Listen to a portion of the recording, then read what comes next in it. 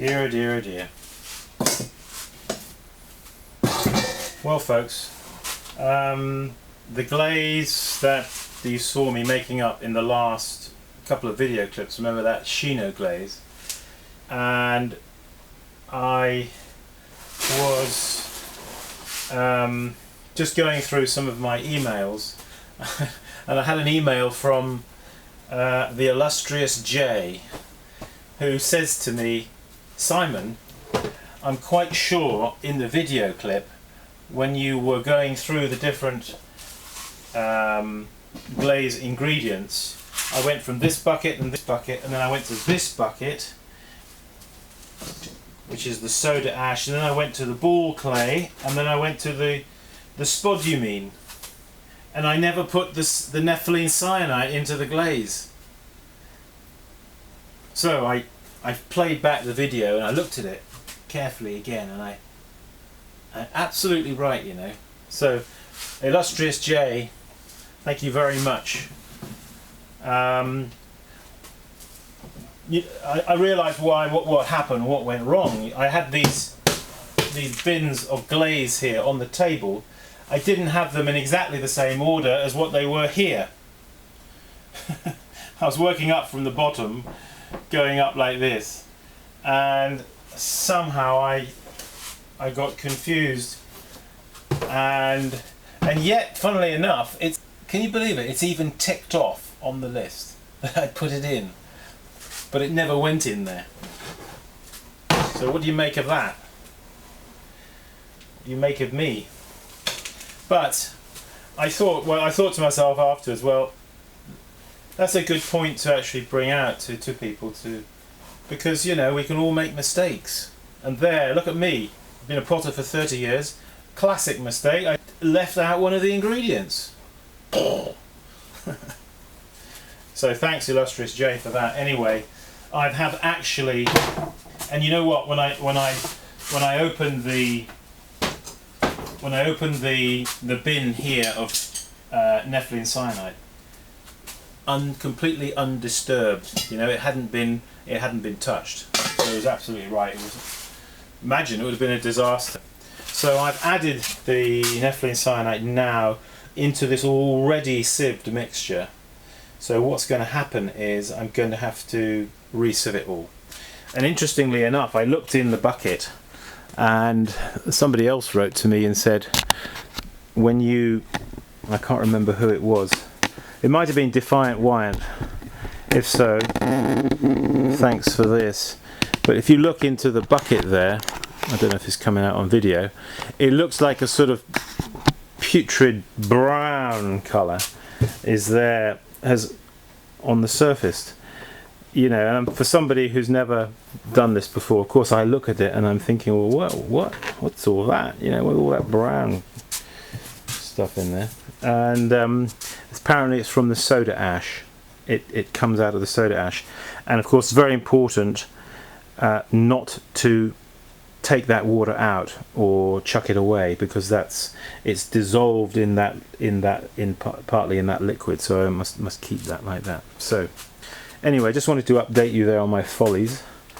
I've got a clip, but what I want to make up is actually some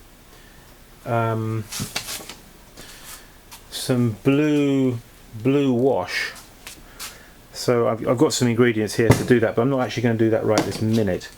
I've just got some iron oxide here, some cobalt oxide and some manganese dioxide, and to that, it's basically 25% of each.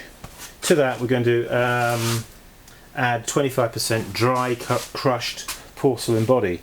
Well, I haven't got any porcelain body here, so, and then I thought, well, I could make up some porcelain body. So I've just got a very basic porcelain body mix here, which is kaolin 25, ball clay 25, feldspar 25, flint 25, and 2% bentonite. So I'm going to mix up a very small quantity of that in a dry state, which will be the other 25, which will equate to the porcelain body part of that recipe, the 25%. Okay, so all fun and games. And it's just nothing but learning. Oh dear. That was an absolute classic mistake, wasn't it? Leaving out one of the glaze ingredients. But maybe it's helped somebody out there. Just got to be, you see, extra specially careful. You know? I mean, okay, granted, part of the problem was probably that my attention was a little bit taken up with the making this clip. So, but it just goes to show you've got to be careful. So what have we got here? Well, I've got some GP bowls, which I made just recently. Just going to swing down. I've just got to finish glazing them, so why don't you just join me for that? We can chat along as we go. La la la. Yeah, this is a white glaze I'm using. It is made of 25% equal parts, okay, of kaolin, feldspar, whiting, and flint. Those four parts, and that gives me a white, not a very shiny glaze. It's slightly, I would describe it as semi gloss, you know, satin. So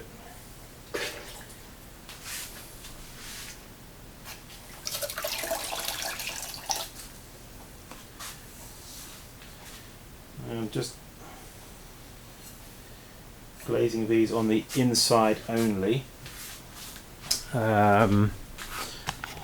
That's all we need to do with these, on the inside only.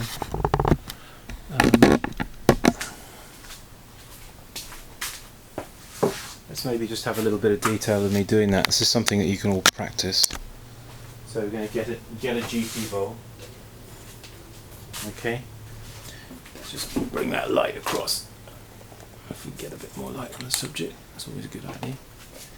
All right. So you're going to pour in like that.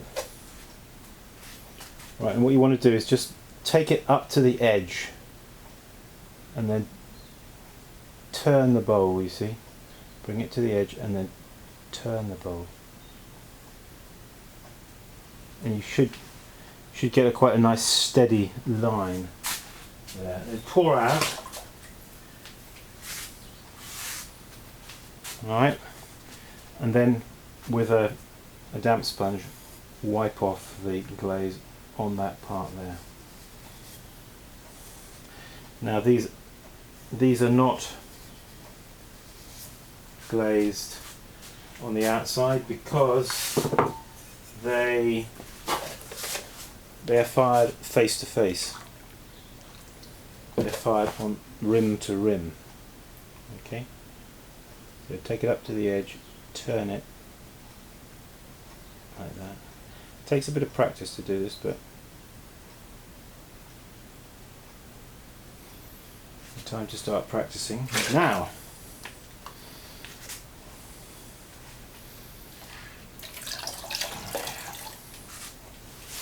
Then with your sponge, while it's wet, just wipe it off. You do need to make sure they are well wiped, because as I told you, these guys are fired in the kiln like that. Okay, face to face. You'll find that they won't stick if you clean them off nicely. And then I'm going to actually with these, I'm going to do a little cobalt. Hence the reason I'm mixing up the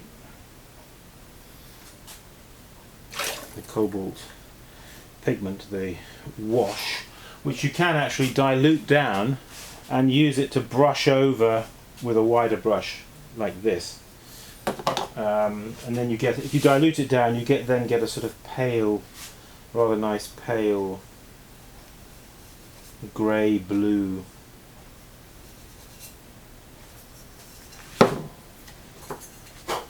colour. This glaze is good for reduction, cone 9, cone 10 could be getting a bit hot, might make it a bit shiny and might make it craze, but again, you see, that'll depend, it'll depend on the clay body you're using. You know, you need to, you know, certain glazes are, used to have a Celadon glaze that was absolutely wonderful on one certain clay that I used to use in Spain. It's all to do with shrinkage rates, isn't it? Contraction, all that.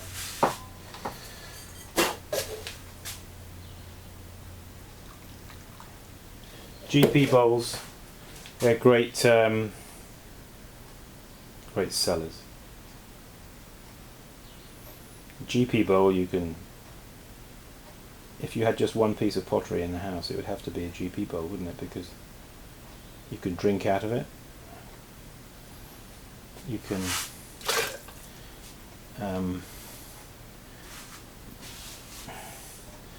eat cereal out of it. You can eat soup out of it.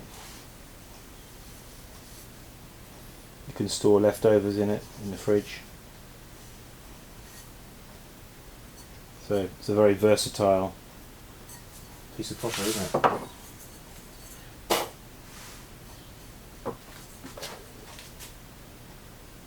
It's the last one in this group. Actually, I've got another 12 more over there to do. Thing is, you see, when you're making things like GP bowls, there's no point in just making 6, because you've only got a person going to come in your little showroom where you're selling your work, and they're going to say, "Oh, I like those GP bowls. I'll have all 6," and that's it. Then you're stuck. So you need to make a good batch. You know, I think in this instance, I think with these I made, I don't know, 35 or something. You know, just over an hour's throwing, really, I suppose, isn't it? Should be able to make these, if you get into a nice comfortable throwing rhythm, should be able to do 30 an hour of these. If you're throwing to a gauge, remember the gauge helps you throw more methodically and more consistently on each so you get your pots the same. Well, of course they have to be the same if they're being fired face to face. So what we're going to do is, I'm just going to when I've done this pigment, but it's going to have a banded line just on the inside, which is going to be that nice blue colour, because blue pottery sells. And I need to make some sales, believe it or not. I've hardly sold any pots just of late, and I really need to make some sales, so I decided, let's just make some GP bowls. Now, normally I would probably put Celadon glaze on the inside of these, but Celadon glaze is a bit of a potter's glaze. It's not very much the public's glaze. And the public can tend to think of, you know, pea green Celadon as being a little bit not all that inspiring, not all that interesting. But white with a splash of blue, haha, yes, definitely. So that's what we're going to do. I may just put a banded line just under the top rim there, and maybe just one of these Japanese brushes. 4 little flecks underneath, just underneath the line. We'll see. Anyway, from Barryville, here, this is Simon Leach saying, keep practicing. See you soon. dee, dee, dee.